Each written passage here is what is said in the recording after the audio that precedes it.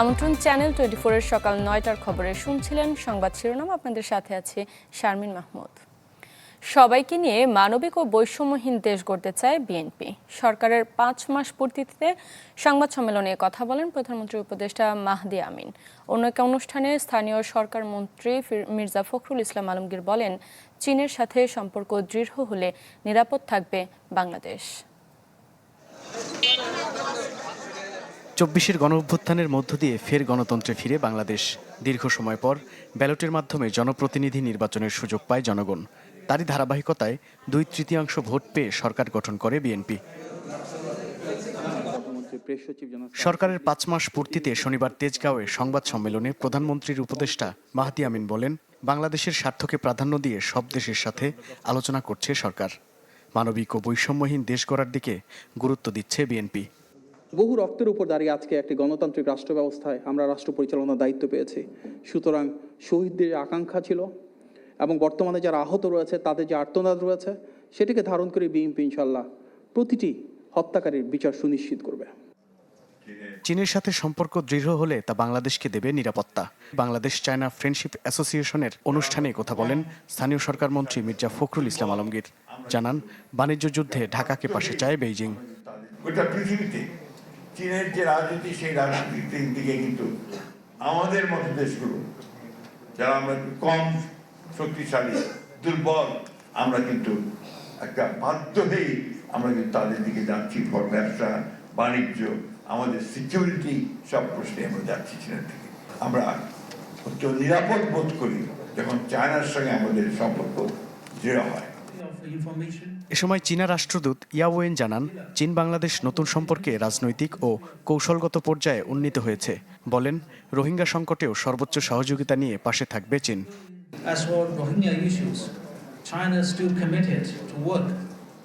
Mahbubur Rahman, channel 24, Dhaka.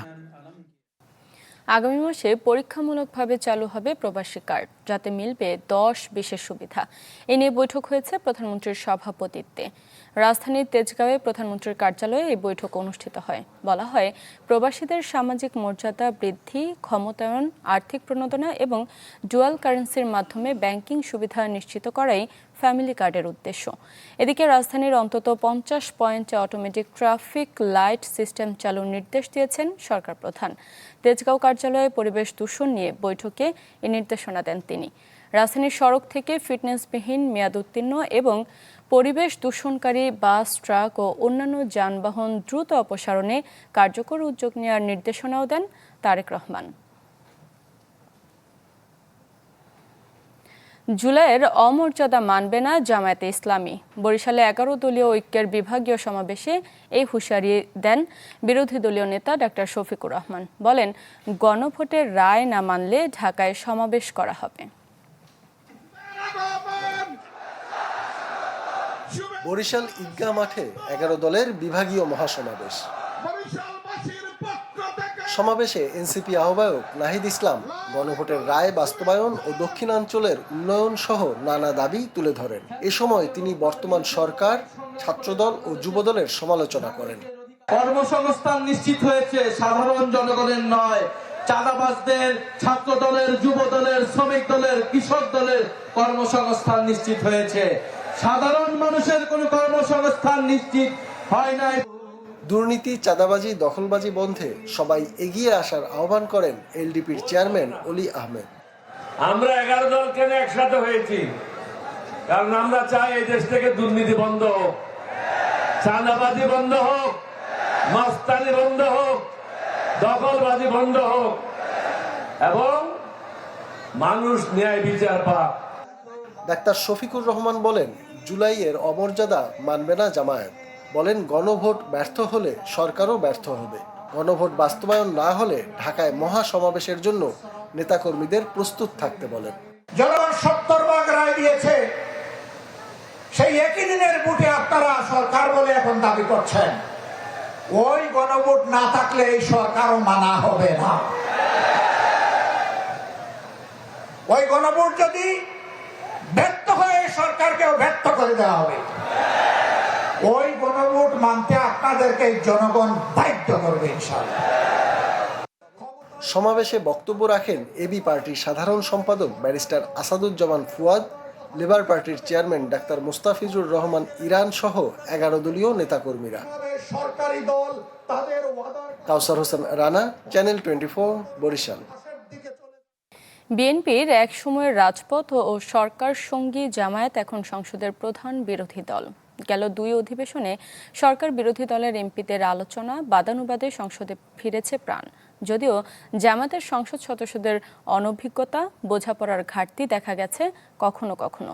দলটি বলছে নেতিবাচক রাজনীতি পরিহার করতে চায় তারা। তবে আভাস মিলছে সরকার ও বিরোধী দলের মাঝে এক ধরনের ইতিবাচক বোঝাপড়ার। বিস্তারিত রমিজ হুসাইনের রিপোর্টে। তো নোটিশ দিয়েছে প্রায় ৩০টা, কোনটার উপরে আমি তো জানি না। দৈনিক একটা নোটিশ দিবেন। অভিযোগ পাল্টা অভিযোগের বাইরে জামাতের অনেক সংসদ সদস্যের মধ্যেই সংসদীয় রীতিনীতির ব্যাপারে অনভিজ্ঞতা প্রকাশ পেয়েছে। বিশ্লেষকরা বলছেন, আইনগত জ্ঞানের সীমাবদ্ধতা এবং তথ্যের ঘাটতির কারণে অনেক সময় গুরুত্বপূর্ণ জাতীয় ইস্যুতে যুক্তিতর্ক উপস্থাপন করতে পারেনি দলটি। এছাড়া কোনো কোনো সংসদ সদস্যের বিভ্রান্তিকর বক্তব্য দলটিকে ফেলেছে বিব্রতকর পরিস্থিতিতে। যারা রাজনীতি করে, উচ্চ আসনে থাকে, তাদের দায়িত্বশীল বক্তব্য রাখাটা জরুরি। এখন জামাতে ইসলামীর মতো একটা রাজনৈতিক দলের সদস্য হয়ে যদি কেউ মিথ্যা কথা বলে, তাহলে এটা তো মানুষের মনে ব্যক্তিটা সম্পর্কে তো খারাপ ধারণা হবেই, অ্যাট দি সেম টাইম দল সম্পর্কেও একটা খারাপ ধারণা তৈরি হবে। জামাত নেতারা বলছেন, তারা সংসদকে প্রাণবন্ত এবং কার্যকর রাখতে চান নেতিবাচক রাজনীতি পরিহার করে। তাদের দাবি, অভিজ্ঞতার ঘাটতি আর স্লিপ অফ টাং থেকে কিছু ভুল হলেও শুধরে নেয়ার চেষ্টা ছিল, আর দেশ ও জনগণের স্বার্থে কার্যকর ভূমিকাও রেখেছেন তারা। মিনিমাম লেভেল ইনকাম ট্যাক্সের সেটা কিন্তু আমরা চেঞ্জ করতে সক্ষম হয়েছি, এখন যেটা নাই। তারপরে আপনার মুদির দোকানের উপরে যে ট্যাক্স বসানো হয়েছিল, that's had already been withdrawn. সংসদ নিয়ে আসলে লাভ হতো না, ওইটা টকড আউট হয়ে যেত। কিন্তু এতে আমরা অ্যাচিভ করতে পারছি, আমার কিছু অ্যাচিভ করতে পারিনি। প্রত্যেকেই দেখবেন যে কথা বলে যে আমি আমার জীবনের প্রথম কথা বলছি। তো এই কথা বলছি মানেই হচ্ছে তার কিছুটা সেখানে দুর্বলতা কাজ করে। শয়তানের সাথে মানুষের পার্থক্য এটা, শয়তান ভুল করে, স্বীকার করে না। মানুষের ভুল হয়, সে স্বীকার করে নিলে মানুষ বরং এর মধ্যেই মহত্বের সন্ধান পায়। ৭১ সালের ভূমিকার জন্য আপনি একবার তো ক্ষমা প্রার্থনা করলেন না। জামাতের অভিযোগ, মুক্তিযুদ্ধ ইস্যু নতুন করে সামনে এনে জল ঘোলা করছে সরকারি দল। অতীতের মতো চরিত্র হননের পথ বেছে নিলেও জামাত সর্বোচ্চ সংযম দেখিয়েছে বলে দাবি তাদের। তাদের ব্যবসা ছাড়া কি ছিল জানি না আমরা, যারা এই বক্তব্য দিচ্ছে। এই যে বয়ান তারা দিচ্ছে, বয়ানটা গত ১৫-১৭ বছর হাসিনা দিছে। তো সেই বয়ান দিয়ে যদি তারা রাজনীতি করতে চায়, দ্যাটস দেয়ার চয়েস। কিন্তু আমরা চাচ্ছি না যে সংসদকে আজে বাজে কথা বলার জায়গা বানানো আর কি। তীব্র বিরোধিতার বদলে সমঝোতার রাজনীতি সংসদকে কিছুটা স্বস্তি দিলেও একটি শক্তিশালী বিরোধী দলের অভাব গণতন্ত্রের জন্য কতটা সুফল বয়ে আনবে তা নিয়ে সংশয় আছে নানা মহলে।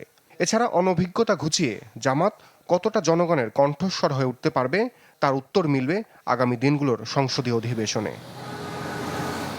রমিজ হুসাইন, চ্যানেল 24, ঢাকা। দিনাজপুরে এনসিপির জুলাই পদযাত্রা ও পথসভা অনুষ্ঠিত হয়েছে। শনিবার বিকেলে ফুলবাড়ী উপজেলার নিমতলা মোড়ে পদযাত্রা ও পথসভার আয়োজন করা হয়। এতে উপস্থিত ছিলেন এনসিপির মুখ্য সংগঠক নাসির উদ্দিন পাটোয়ারি, দলটির উত্তরাঞ্চলের মুখ্য সংগঠক সার্জিস আলম সহ অন্যান্য নেতাকর্মীরা। এ সময় তারা বিএনপির সমালোচনা করে বলেন, প্রশাসন যদি আবারও দলীয় পেটোয়া বাহিনী হতে চায় তাহলে তাদের অস্তিত্ব রাখা হবে না। তারা আরও বলেন, বিএনপি ভোট করে কিন্তু গণভোট মানে না। এই ধরনের দ্বিচারিতা জনগণ মেনে নেবে না। কারো বীজতলা, কারো ফলের বাগান, আবার কারো নষ্ট হয়েছে সবজির ক্ষেত। বানের পানিতে সব হারিয়ে কক্সবাজারের 10 উপজেলার 43,000 কৃষকের ঘরে এখন হাহাকার। কৃষি বিভাগ বলছে, বন্যা সহিঞ্চু জাতের ধান, আগাম সবজি আর মরিচ চাষ করা গেলে কিছুটা হলেও ক্ষতি কাটিয়ে ওঠা সম্ভব। আজিম নিহাদের রিপোর্ট, ছবি তুলেছেন রাশিদুল ইসলাম ছোট। এটি আমনের বীজতলা, সাম্প্রতিক বন্যায় পুরোপুরি নষ্ট হয়ে গেছে। এই চারাগুলো আর রোপণ করা যাবে না। কৃষকরা যেটি বলছেন, তাদের নতুন করে বীজতলা তৈরি করতে হবে, সেখানে চারা হওয়ার পরে রোপণ করা যাবে। এক্ষেত্রে কৃষি বিভাগ যেটি পরামর্শ দিচ্ছে, যেহেতু দুর্যোগ সহনীয় এবং বন্যার পানিতে 10 থেকে 12 দিন ডুবে থাকলেও কিছু জাত রয়েছে যেগুলো সহজে নষ্ট হয় না। শুধু বীজতলাই নয়, সব ধরনের ফসল নষ্ট হয়ে যাওয়ায় বিপাকে পড়েছেন কক্সবাজারের কৃষকেরা। যেমন চকরিয়ার সবচেয়ে বড় সবজি চাষি আমানত শফি 7 একরের তরতাজা ফসল হারিয়ে দিশেহারা। চিন্তা করছেন ক্ষতি পোষাতে স্বল্প মেয়াদী আগাম সবজি চাষ করার। একইভাবে খামারের চারপাশে লাগানো গাছে ঝুলছে শত শত পেঁপে, কিন্তু গাছগুলো সব মরে যাচ্ছে মোহাম্মদ কালুর। কাঁকড়ার ফুলের ছড়ায় ক্ষতির পর নতুন করে বীজতলা তৈরি করছেন চাষিরা। অথচ যে কোনো সময় আবারও হতে পারে বন্যা, ভাসিয়ে নিতে পারে সবকিছু। কিন্তু উঁচু জমি না থাকায় নিরুপায় তারা। বলছেন ঘুরে দাঁড়াতে চান সরকারের সহযোগিতা। এখানে আবার বৃষ্টি পানিতে তুলে নেওয়ার সম্ভাবনা আছে। একটু উঁচু জায়গাতে 2-1 দিনের মধ্যে বিস্তার করার জন্য চেষ্টা করতেছি। আগাম যদি ফলন করতে পারি তাহলে তো আগাম মূল আন্দাজে দাম হয়। আমরা এখন তো এই আবার নতুন করে রোপণ করতে হবে, আমাদের সরকারের কিছু সহযোগিতা দরকার। কৃষি বিভাগের তথ্য মতে জেলায় 4,211 হেক্টর কৃষিজমি পানিতে ডুবেছিল। এর মধ্যে 2,791 হেক্টর জমি ক্ষতিগ্রস্ত হয়েছে। ধানের বীজতলা নষ্ট হয়েছে 470 হেক্টর, আর 995 হেক্টর নষ্ট হয়েছে সবজি। 43,211 জন কৃষকের ক্ষতি প্রায় 86 কোটি টাকা। কৃষি বিভাগ বলছে কৃষকদের বিনামূল্যে দেওয়া হবে বীজ ও চারা। দুটো ফসল এখন আমরা পরামর্শ দিই কৃষকদেরকে, বস্তায় আদা চাষ এবং মরিচ চাষ। এটি হচ্ছে বস্তায় মাটি দেওয়ার পর এই বস্তাটা যে কোনো 2 ইট বা 3টে ইটের উপর রেখে যে কোনো শুকনো জায়গায় সে রাখতে পারে এবং চারাটা লাগা দিবে। এই বৃষ্টিতেও এই চারাটা তার বাড়ির আশেপাশে যে জায়গাগুলো তো সে রাখতে হবে। শুধু আমন বা সবজি নয়, আকস্মিক বন্যায় পানের বরজ থেকে শুরু করে চাষাবাদের সব প্রস্তুতি ভেস্তে গেছে কৃষকদের। এমন সংকটে প্রণোদনায় যেন অনিয়ম না হয় সে ব্যাপারে আগাম সতর্ক থাকার তাগিদ দেন চাষিরা। আজিব নিহাত, চ্যানেল 24, কক্সবাজার। বন্যার ধ্বংসলীলার চিহ্ন এখন রাঙামাটির বিভিন্ন এলাকায়। বিধ্বস্ত ঘরবাড়ি, বেহাল রাস্তাঘাট আর ফসলি জমি সাক্ষ্য দিচ্ছে কতটা তাণ্ডব চালিয়েছে পাহাড়ি ঢল আর বন্যা। এখন সেখান থেকে ঘুরে দাঁড়ানোর সংগ্রাম করছে ক্ষতিগ্রস্তরা। তাদের তালিকা তৈরির পর পুনর্বাসনের কথা বলছে প্রশাসন। পানি নেমে যাওয়ার সাথে সাথে রাঙামাটিতে দৃশ্যমান হচ্ছে বন্যার ক্ষত। জনপদ জুড়ে শুধুই বিধ্বস্ত ছবি। বিলাইছড়ির ফারুয়া বাজার, যেখানে পানির নিচে ছিল 1.5 শতাধিক দোকান, প্রায় 4,000 হেক্টর ফসলি জমি, যার সবই ক্ষতিগ্রস্ত। একইভাবে ক্ষতিগ্রস্ত হয়েছে বাগাইছড়ি সহ বিভিন্ন উপজেলায়। এখন জীবনযাত্রা স্বাভাবিক করতে সবখানে চেষ্টা চালিয়ে যাচ্ছেন স্থানীয় বাসিন্দা আর ব্যবসায়ীরা। ত্রাণ এগুলো কোনো কিছু দরকার নাই। আমরা সরকারের কাছে একটা আবেদন, আমাদের বাজারটা যেন সরকারি এবং সীমান্ত রোডে আমাদের স্থানান্তর করে। প্রশাসনের কাছে দৃষ্টি আকর্ষণ করছি, তারা যেন অতি শীঘ্রই এটি সরজমিনে পরিদর্শন করে তাদের ক্ষয়ক্ষতির পরিমাণ নির্ণয় করে তারা যেন সুষ্ঠু ব্যবস্থা নেয়। জেলা প্রশাসনের হিসেবে বন্যায় 550 কিলোমিটার সড়ক ও 32টি শিক্ষা প্রতিষ্ঠান ক্ষতিগ্রস্ত হয়েছে। পাহাড় ধসে গেছে 135টি স্থানে। মৎস্য ও কৃষি মিলিয়ে ক্ষতির পরিমাণ কয়েক কোটি টাকা। ক্ষতিগ্রস্তরা এখন সরকারি সহায়তার পাশাপাশি বন্যা থেকে মুক্তি পেতে চান স্থায়ী সমাধান। যারা শ্বাসকষ্ট মাছ চলে গেছে, যারা মুরগির ফার্ম করছে, মুরগির মারা গেছে। বন্যার পানিতে হয়তো এবারও আমার এই ধরনের হাজারো মাছ চলে গিয়েছে। ফলজ জমি ছাড়াও আমাদের কিছু শিক্ষা প্রতিষ্ঠান যেমন এই প্রাইমারি স্কুল এবং পাড়া কেন্দ্র এখানে ক্ষতিগ্রস্ত হয়েছে। চূড়ান্তভাবে ক্ষতি নিরূপণ শেষে ক্ষতিগ্রস্তদের সরকারিভাবে পুনর্বাসন করা হবে বলে জানালেন জেলার এই শীর্ষ কর্মকর্তা। সংশ্লিষ্ট যে সকল দপ্তর আছেন, যেমন কৃষি, মৎস্য, প্রাণী এবং একই সাথে যাদের ঘর বাড়ি হয়তো ভেঙে গেছে, টিনের ঘর ছিল, সেই বিষয়গুলোতে আমরা সংশ্লিষ্ট দপ্তর থেকেও চাহিদা চেয়েছি এবং দুর্যোগ ও ত্রাণ মন্ত্রণালয়ে আমরা লিখেছি যে আমাদেরকে যেন সহযোগিতা হিসেবে টিম দেওয়া হয়, যেন আমরা তাদের যে ঘরগুলো এফেক্টেড হয়েছে সেই ঘরগুলো তৈরি করে দিতে পারি। জেলা প্রশাসনের তথ্য মতে এবারে বন্যায় ও পাহাড় ধসে রাঙামাটিতে 1 লাখ মানুষ ক্ষতিগ্রস্ত হয়েছে। বসতঘর ক্ষতিগ্রস্ত হয়েছে 483টি। জিয়াউল হক, চ্যানেল 24, রাঙামাটি। কক্সবাজারে স্লুইস গেট ইজারা বা ব্যবস্থাপনা বাতিল করা হবে বলে জানিয়েছেন স্বরাষ্ট্রমন্ত্রী সালাউদ্দিন আহমেদ। গতকাল পেকুয়ায় বন্যা দুর্গতদের মাঝে ত্রাণ বিতরণ শেষে একথা জানান তিনি। সকালে পেকুয়ায় বন্যা দুর্গত এলাকা পরিদর্শন শেষে সাংবাদিকদের একথা বলেন তিনি। বলেন, স্থানীয় প্রশাসনকে স্লুইস গেট নিয়ন্ত্রণের ক্ষমতা দেওয়া হবে, যাতে মাছ চাষের নামে ক্ষুদ্র স্বার্থে কেউ স্লুইস গেট নিয়ন্ত্রণ করে বন্যা সৃষ্টি করতে না পারে।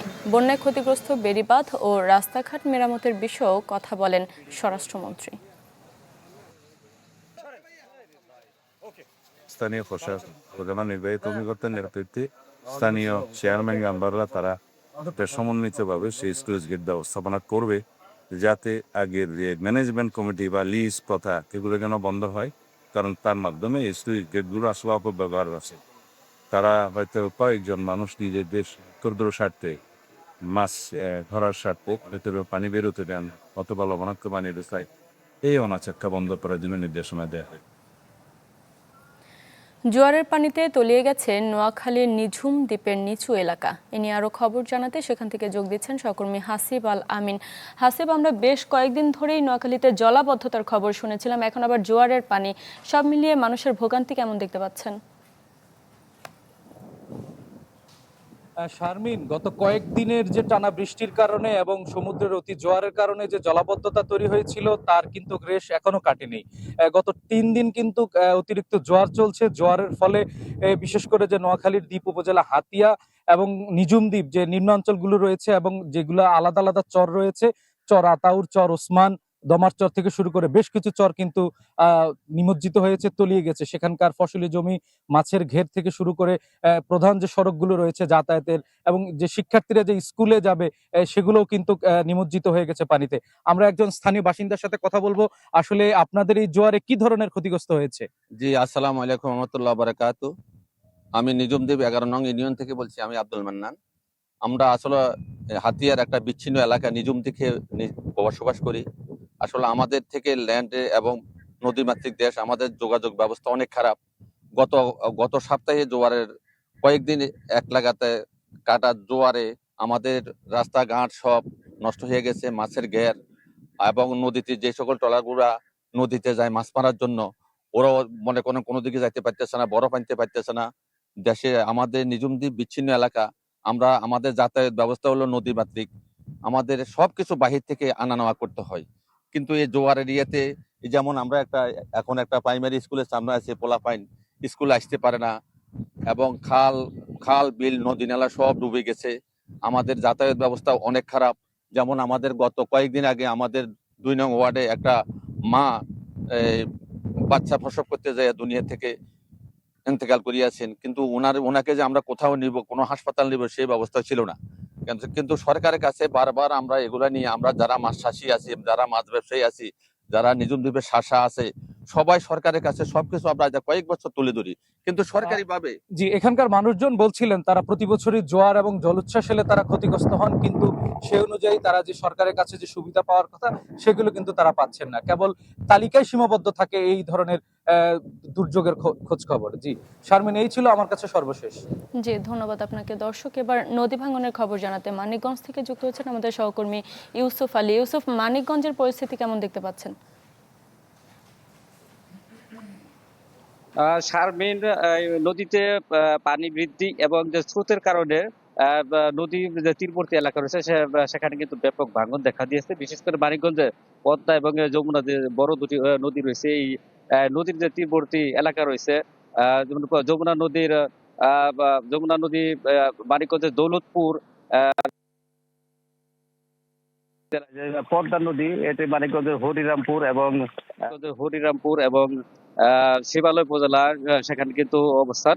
তো এই বড় যে দুটি নদী, এই বড় দুটি নদীর তীরবর্তী এলাকা রয়েছে, সেখানে কিন্তু ব্যাপক ভাঙন দেখা দিয়েছে। গত মাসখানেক বেশি হয়ে গেছে। তো বিশেষ করে মানিকগঞ্জের দৌলতপুরের বাগুটিয়া, জিয়নপুর, বাসামারা যে 4টি ইউনিয়ন রয়েছে, সেই ইউনিয়নে ভাঙন দেখা দিয়েছে। গত কয়েকদিন আগে আপনার বাগুটিয়া ইউনিয়নের একটি সুকুরিয়া দাখিল মাদ্রাসা সেটি কিন্তু ভাঙ্গনের সম্মুখীন রয়েছে, যে কোনো মুহূর্তে ভেঙে যেতে পারে। এছাড়া মানিকগঞ্জের হরিরামপুর উপজেলার যে চরাঞ্চল রয়েছে সেখানে কিন্তু ব্যাপক ভাঙ্গন দেখা দিয়েছে। আমি এই মুহূর্তে রয়েছি মানিকগঞ্জের শিবালয় উপজেলার যে পাথুরিয়া ঘাট কাছাকাছি দূরে বড়রি এলাকা, এখানেও কিন্তু ব্যাপক ভাঙ্গন ভেঙেছে। গত 1 মাসে এখানে কিন্তু 8 থেকে 10টি বসত ভিটার নদী করবে বিলীন হয়ে গেছে। তারপরে এখানে কিন্তু পানি উন্নত তারা ইউসুফ, ধন্যবাদ আপনাকে। দর্শক, নদী ভাঙন ও জলাবদ্ধতার খবর জানাচ্ছিলেন আমাদের সহকর্মীরা। প্রকৃতির ভারসাম্য রক্ষা আর উপকূলকে দুর্যোগের ঝুঁকি থেকে বাঁচাতে সুন্দরবনের বিকল্প নেই, কিন্তু সাতক্ষীরার শ্যামনগর উপজেলার কৈখালী ইউনিয়নের রমজাননগর ব্রিজ সংলগ্ন চরাঞ্চলে সরকারি বনভূমি দখল ও গাছ নিধনের অভিযোগ উঠেছে। স্থানীয়দের দাবি, পরিকল্পিতভাবে বন ধ্বংস করে জমি দখলের চেষ্টা চলছে। সাতক্ষীরার শ্যামনগর উপজেলার কৈখালী ইউনিয়নের রমজাননগর ব্রিজ সংলগ্ন এলাকায় দেখা মিলবে একের পর এক মাছের ঘের। অভিযোগ রয়েছে, এসব এলাকায় খাল খনন করে নোনা পানি ঢুকিয়ে পরিকল্পিতভাবে পাড়ের গাছ শুকিয়ে ফেলা হয়। এরপর গাছ কেটে জায়গা দখল করে খনন করা হয় মাছের ঘের। এভাবে বছরের পর বছর বন উজাড় হলেও দেখার যেন কেউ নেই। আমার জমি অবদায় পড়েছে, ভাঙন গেছে, তাই আমি ওই জমিটা কেটে নিচ্ছি। ধর আমার জমি আছে অবদাতে গেছে। আমরা দেখতে পাচ্ছি যে আমরা এক সাইড দিয়ে লাগাচ্ছি এবং অন্য সাইড দিয়ে কিছু অসচেতন মানুষ বা অসাধু মানুষ সেগুলোকে কেটে উজাড় করে দিচ্ছে। নদীর চরটাকে আপনার ভেকু দিয়ে মাটি দিয়ে ক্ষেত তৈরি করে লবণ পানি আটকায়ে গাছগুলোকে মেরে ফেলছে। প্রশাসনের কাছে দাবি, এগুলো বন্ধ করে আমাদের গাছগুলো আবার ফিরিয়ে এনে দেওয়া হোক। এমন এমন গাছ আছে আমাদের চরে যেগুলো এত বড় বড় গাছ, যেগুলো বনের ভিতরেও নাই। স্থানীয় ও পরিবেশবিদরা আশঙ্কা করছেন, এখনই বনায়ন রক্ষায় কঠোর ব্যবস্থা না নিলে অপূরণীয় ক্ষতি হয়ে যাবে। যে গাছগুলো কাটা হয়েছে সেগুলোর বয়স প্রায় 20 থেকে 25 বছর, 30 বছর। এরকম ধরনের গাছ যাতে সামনের দিনে কেউ না কাটে, সুতরাং সেই ধরনের পদক্ষেপ যদি তারা নেয় তাহলে একটা উজ্জ্বল দৃষ্টান্ত হয়ে থাকবে। গাছ কেটে ভূমি দখলের কথা স্বীকার করলেন শ্যামনগর উপজেলা সহকারী কমিশনার। জানান, দখলদারদের বিরুদ্ধে ব্যবস্থা নেওয়া হবে।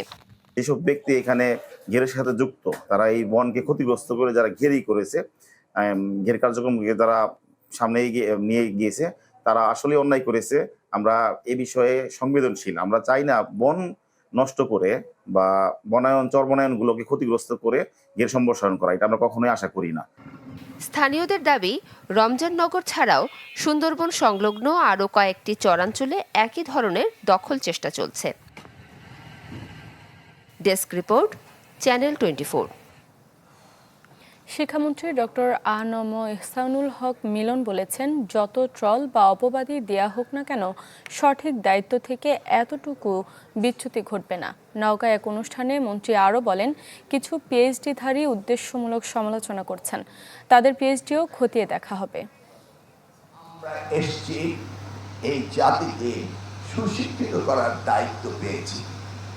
যে যত ট্রলিং করেন না কেন, যে যত অপবাদই করেন না কেন, আমাদের সঠিক দায়িত্ব থেকে আপনারা বিচ্যুত করতে পারবেন না। আমি আজকালকার দিনে দেখতে পাচ্ছি অনেক গুণীজনে এমন সব মন্তব্য করেন বিভ্রান্তকর, মাঝে মাঝে ভাবতে ইচ্ছে হয় যে আসলে বাংলাদেশে এত বেশি পিএইচডি হয়েছে, সেই পিএইচডি গুলো আমাদের খতিয়ে দেখতে হবে।